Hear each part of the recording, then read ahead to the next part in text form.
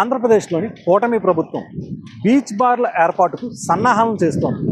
ఇందులో భాగంగా బీచ్ బార్ల విధి విధానాలను ఎక్సైజ్ శాఖ తయారు చేస్తోంది. బీచ్ బార్లలో అన్ని రకాల కేటగిరీలకు చెందిన మద్యం లభించేలా ప్రణాళికలు సిద్ధం చేస్తున్నారు. వైజాగ్, చీరాలలో పైలట్ ప్రాజెక్ట్ కింద బీచ్ బార్లను ఏర్పాటు చేస్తారు. వైజాగ్లోని ఆర్కే బీచ్ నుంచి భీమిలి వరకు ఉన్న బీచ్లలో 7 ప్రాంతాలను ప్రాథమికంగా గుర్తించినట్లు తెలుస్తోంది. దాంతోపాటు యారాడ బీచ్ వద్ద కూడా ఓ బీచ్ బార్ ఏర్పాటును ప్రతిపాదిస్తున్నారు. చీరాలలోనూ 4 ప్రాంతాలను గుర్తించారు. మొత్తం విశాఖపట్నం, చీరాలలో 12 చోట్ల బీచ్ బార్ల ఏర్పాటుకు అవకాశం ఉందని ఎక్సైజ్ శాఖ ప్రాథమికంగా నిర్ణయించింది. వాటిలో ఎన్ని చోట్ల బార్లు ఏర్పాటు చేయాలన్నది ఎక్సైజ్ శాఖ నిర్ణయిస్తారు. మేడం చెప్పండి, అసలు ఈ బీచ్ షాక్స్ పేరుతో బీచ్లో బార్లు ఏర్పాటు చేస్తున్నారు కదా, అది దాన్ని ఆ ప్రతిపాదన మీరు ఏ విధంగా సమర్థిస్తారు? ఆ ప్రతిపాదన మేము సమర్థించడం లేదండి. మొన్న 5వ తారీఖున వాళ్ళు ప్రెస్కి ఇచ్చారు, 4వ తారీఖున క్యాబినెట్లో నిర్ణయించాము అని చెప్పి ఇది ఒక ప్రయోగాత్మకంగా బీచ్లో, విశాఖ బీచ్ అలాగే చీరాల బీచ్లో పెడతామని చెప్పారు. అంటే ప్రయోగాత్మకమైనది ఒక స్కూల్స్ పెట్టాలి, హాస్పిటల్స్ పెట్టాలి, మద్యం కాదు. ఇప్పటికే విశాఖలో అనేక షాపులు మద్యం ఏర్లై పారుతుంది, ఇంకా లెక్క లేకుండా అలా బెల్ట్ షాపులు చాలా ఉన్నాయి. ఇప్పటికే చాలా యాక్సిడెంట్లు అవుతున్నాయి. ఇప్పటికే యువత మద్యం మత్తులో ఉన్నారు. అలానే ఇప్పటికే డ్రగ్స్ తీసుకుని ఇంట్లో తల్లిదండ్రులు కూడా ఇబ్బంది పెడుతున్నారు. ఇవన్నీతో పాటు బీచ్లు అనేది, ఈ విశాఖ బీచ్ అనేది ఒక ప్రత్యేకము. ఇక్కడ చూడండి, ఫ్యామిలీస్తో వస్తారు. విశాఖలో అనేక గ్రామాలు ఉంటాయి, అలాగే స్లమ్స్ ఉంటాయి. ఆ ఇరికిళ్ళల్లో ఉంటూ శని ఆదివారాలు కూడా ఇక్కడ ఎంజాయ్ చేయడానికి వస్తారు. అలాంటి బీచ్లో మురి మిక్స్ తింటూ ఉంటారు, అలాగే కొబ్బరి బండలు తాగుతూ ఉంటారు. అలాంటిది ఇప్పుడు మద్యం తాగమని ఇక్కడ పెడుతున్నారా? గోవా కల్చర్ మనకి ఎందుకండి? గోవా కల్చర్ విశాఖపట్నంలో తెస్తామని చెప్పి గతంలో అయ్యన్న పాత్రుడు గారు అన్నారు. ఇదా సంస్కృతి? మిమ్మల్ని ఎన్నుకున్నది ప్రజలు, మహిళలు ఓట్లేసి మిమ్మల్ని ఎన్నుకున్నది ఎందుక? గోవా కల్చర్ విశాఖపట్నంలో తెస్తారా? మేము మాత్రం ఉద్యమిస్తాము. వాళ్ళు తీసుకున్న మాట, వాళ్ళు పెట్టిన ఇది మద్యం షాపులు అనేది బీచ్ షాక్స్ పేరుతో పెడతామన్నారు. అది వెనక్కి తీసుకోవాలి. ఉపసంహరించుకునేంత వరకు కూడా మేము పౌర సంఘాలని, మహిళా సంఘాలని, యువతను కలుపుకొని ఉద్యమం చేపడతామని ఐద్వగా తెలియజేస్తున్నాను. మేడం మీరు చెప్పండి, విశాఖపట్నం, చీరాలలో పైలట్ ప్రాజెక్ట్ కింద ఒక 12 ప్రాంతాలు ఎంపిక చేశారు కదా, జనవరి తర్వాత నుంచి పూర్తిగా రాష్ట్ర వ్యాప్తంగా అమలు చేస్తున్నారు. అసలు ఈ ప్రతిపాదన కనుక అమలు అయితే మాత్రం ఎలా ఉండబోతుంది అంటారు? అసలు పరిస్థితి అంటే ఇప్పటికే రాష్ట్రంలో స్వర్ణాంధ్ర కాదు, మధ్యాంధ్రప్రదేశ్గా ఉంది, అది అందరికీ తెలుసు. మద్యాన్ని ఆదాయ వనరుగా చూడడం వలన కూడా ఈ ఇబ్బందులు వస్తున్నాయి. కాబట్టి బీచ్ షాక్స్ అనే పేరుతోటి చీరాల్లో అట్లాగే మన వైజాగ్ బీచ్లో పెట్టాలని గత 6 నెలల క్రితం కూడా అయ్యన్ పాత్ర గారు చెప్పారు. ఆయన గోవా తరహాలో బీచ్ని తయారు చేస్తాం, చిన్న చిన్న గొడుగులు వేస్తాం, ఆహ్లాదకరమైన వాతావరణం అని చెప్పి ఇది ఈ సంస్కృతిని, అంటే విష సంస్కృతిని ఇంకా పెంచి పోషించే దిశగా కనపడుతుంది తప్ప మరిన్ని నేరాలు తగ్గించడం కోసం ప్రయత్నం చేయట్లేదు పాలక వర్గాలు. ఇది ఖచ్చితంగా చాలా తీవ్రమైన ప్రభావం యువత మీద పడుతుంది. ఈరోజు బీచ్కి మనం చూస్తే చిన్నపిల్లలు వచ్చారు, ముసలి వాళ్ళు వచ్చారు, నడి వయసు వాళ్ళు వచ్చారు, వాకింగ్ చేయడం కోసం. ఆహ్లాదకరమైన వాతావరణం ఇది. ఈ ఆహ్లాదకర వాతావరణం చెడగొట్టడం కోసం ప్రయత్నం చేస్తే మాత్రం విశాఖ జనం చూస్తూ ఊరుకోరు.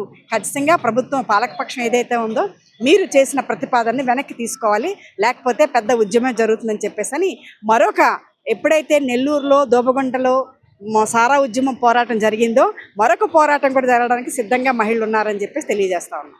మీరు చెప్పండి, ఇప్పటికే అంటే ఇలాంటి ప్రాజెక్టుల వల్ల టూరిజం పరంగా అభివృద్ధి చెందుతుంది ప్రభుత్వం అంటుంది, మరి మీరేమంటారు? ఇప్పుడు విశాఖపట్నానికి కానీ రాష్ట్రానికి కానీ టూరిజం ఒకటే కాదు, అభివృద్ధి అన్నది ఈరోజు పరిశ్రమలు రావాలి, చదువుకునే అవకాశాలు కావాలి, ప్రజల జీవన ప్రమాణాలు పెరగాలి. అవేమీ కాకుండా టూరిజం డెవలప్ చేయడం. ఈరోజు విశాఖపట్నం బీచ్, విశాఖపట్నం ఎంతో ప్రతిష్టాత్మకమైనది. ఇక్కడున్న ప్రభుత్వ రంగ పరిశ్రమలన్నీ ఒక పక్కన మూసేస్తున్నారు. ఇక్కడున్న ప్రభుత్వ భూములన్నీ కూడా ప్రైవేట్ వాళ్ళకి అప్పచెప్తూ ఉన్నారు. ఇంకా అభివృద్ధి ఎక్కడ జరుగుతుంది? గోవా బీచ్ అంటే టూరిస్ట్ బీచ్, అది ఓన్లీ టూరిస్టులే వస్తారు. కానీ ఇక్కడ అలా కాదు, మొత్తంగా ఇక్కడున్న ప్రజానీకం అంతా సేద తీరడానికి వస్తున్న విశాఖపట్నం బీచ్లో ఈ రకంగా మద్యం బీచ్ షాకులు పెట్టడం కరెక్ట్ కాదు. ఎందుకంటే ఇప్పటికే రాష్ట్ర వ్యాప్తంగా క్రైమ్ రేటు చాలా విపరీతంగా పెరుగుతుంది. అమ్మాయిల మీద అఘాయిత్యాలు పెరుగుతున్నాయి, పసిపిల్లల మీద అఘాయిత్యాలు పెరుగుతున్నాయి. వీటన్నిటిని నిరోధించాల్సింది ప్రభుత్వం. అలాగే అప్పులు పాలవుతున్నారు ఈరోజు కుటుంబాలు, మైక్రో ఫైనాన్స్లు బారిన పడి మహిళలు ఎంతోమంది చనిపోతున్నారు. ఇవన్నీ కూడా ప్రభుత్వానికి పట్టట్లేదు. పట్టకుండా బీచ్ షాక్ పేరుతో అంటే యువతకి మద్యం ఒక పక్కన, అంటే ఉద్యోగం కాదు, మందు గ్లాసు, మద్యం గ్లాసు ఇచ్చి చేతికిచ్చి మీ ఇష్టం వచ్చినట్టు మీరు ప్రవర్తించడం చెప్తున్నారు. ఖచ్చితంగా మేము మాత్రం అడ్డుకుంటాం. ఏదైతే బీచ్ షాక్, అలాగే డ్రగ్స్, మద్యం, ఈ రెండు కూడా ఈరోజు మహిళల్ని కానీ యువతను కానీ భ్రష్టు పట్టిస్తున్నాయి. మహిళల పైన అఘాయిత్యాలు పెరగడానికి అవకాశం కల్పిస్తున్నాయి. కాబట్టి వీటిని బ్యాన్ చేయాలని చెప్పి మేము ఈరోజు ఇక్కడ నిరసన కార్యక్రమం చేస్తున్నాం. మీరు చెప్పండి, ఈ బీచ్లో బార్ల వల్ల ఎటువంటి ప్రభావం ఉండబోతుంది? ఈరోజు ఉత్తరాంధ్ర జిల్లాలకే కాదు రాష్ట్రానికే విశాఖపట్నం ఆదర్శం. విశాఖపట్నం బీచ్లో ప్రతి ఒక్కళ్ళు కూడా ఆనందంగా ఆహ్లాదకరంగా ఉండటానికి ఫ్యామిలీలతో వచ్చి ఇక్కడ కాసే సేద పరిస్థితి ఉంది. అయ్యన్న పాత్రుడు గారు చెప్తున్నారు, ఆయన ప్రతిపక్షంలో ఉన్నప్పుడు బార్లు అండ్ రెస్టారెంట్లు పెడితే ప్రజల మీద దాడులు పెరుగుతాయి, మహిళల మీద దాడులు పెరుగుతాయి అని చెప్పాడు ఈయన. మరి ఇప్పుడు నువ్వు అధికారంలో ఉన్నప్పుడు దాడులు పెరుగుతాయి, అత్యాచారాలు పెరుగుతాయి అనేది ఇప్పుడు నీకు తెలియట్లేదా? కళ్ళు మూసిపోయినాయా? ఈరోజు రాష్ట్రాన్ని వేల కోట్లు దోసేటానికి ఎలాగైనా మీరే నిర్ణయం చేసేసుకుని, ఒక ప్రతిపక్షం లేదు ఏమీ లేదు, నిర్ణయాలు మీరే తీసేసుకుని క్యాబినెట్లో నిర్ణయం చేసేసుకుని ఈరోజు బీచ్ల్లో బార్ అండ్ రెస్టారెంట్ పెడతాం. ఎంత సిగ్గుచేటో.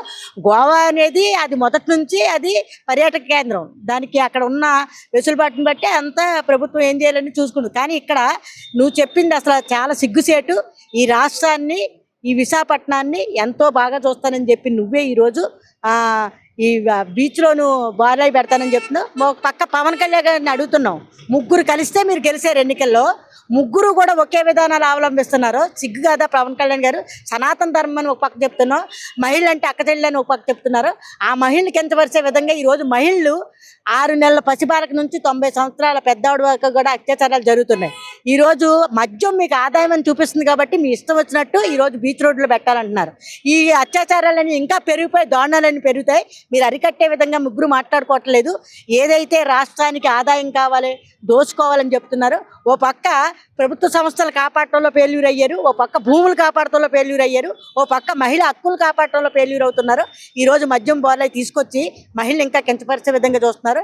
ఎన్నికల్లో సగభాగంగా ఉన్న మహిళలు ఓట్లేస్తేనే మీరు గెలిచేది, అది గుర్తుపెట్టుకోండి. ఎవరైనా మహిళలు ఓట్లేస్తేనే. గతంలో 9 సంవత్సరాలు మీరు అధికారంలో లేకుండా పోయారు, మళ్ళీ అదే గతి మీకు పడద్ది.